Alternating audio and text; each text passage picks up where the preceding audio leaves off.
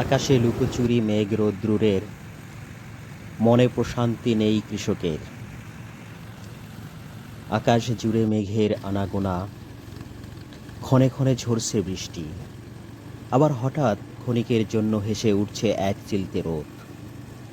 প্রকৃতির এই খামখেয়ালি রূপ কবি, সাহিত্যিক কিংবা শহুরেদের কাছে হয়তো বৈচিত্র্যময়, কিন্তু গ্রামের মাঠে পাকা ধান কেটে ঘরে তোলার ভরা মৌসুমে গ্রামের কৃষকের কপালে এঁকে দিয়েছে চিন্তার ভাঁজ।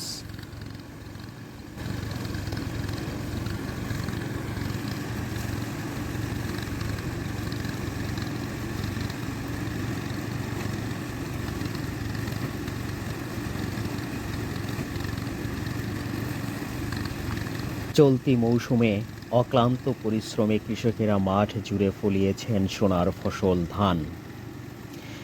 কিন্তু ধান পাকার পর থেকেই শুরু হয়েছে প্রকৃতির বৈরী আচরণ। কখনো শিলাবৃষ্টি, কখনো বা টানা বর্ষণ, মাঠের পর মাঠ, পাকা ধান মাঠেই ভিজে নষ্ট হওয়ার উপক্রম হয়েছে।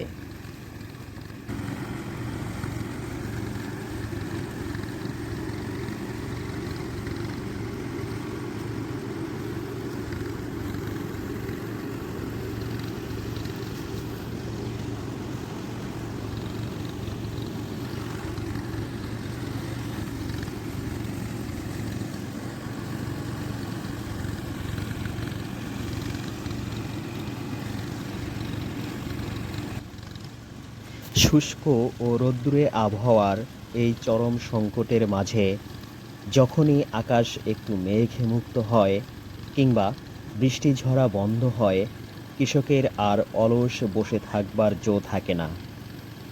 উঠান ভেজা থাকলেও সেই ভেজা উঠানের কাদা পানির মাঝেই পলিথিন বা ত্রিপল বিছিয়ে চলছে ধান মাড়াইয়ের কাজ।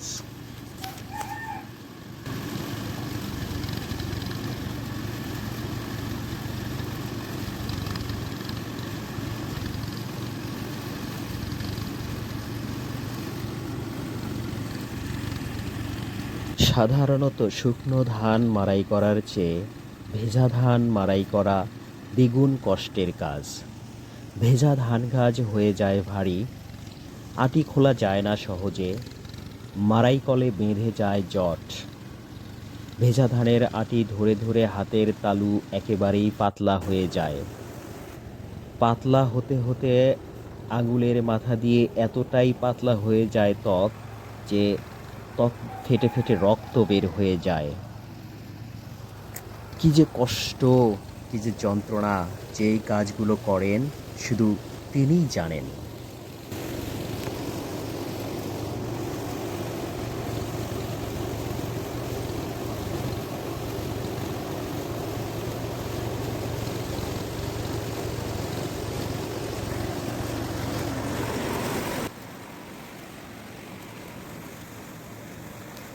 টানা বৃষ্টি আর গুমোট আবহাওয়ার কারণে ধান মাড়াই করতে পারলেও তা সঠিকভাবে শুকানো যাচ্ছে না।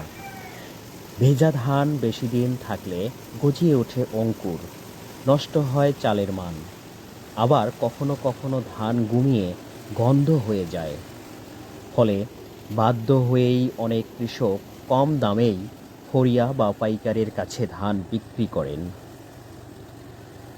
কৃষক হাড় ভাঙা খাটুনি খাটলেও সঠিক মূল্য থেকে বঞ্চিত হচ্ছেন এখানে। প্রকৃতির এই দুর্যোগ কেটে যাক, কৃষকের মুখে ফুটুক ফসলের হাসি, এটাই আমাদের কাম্য।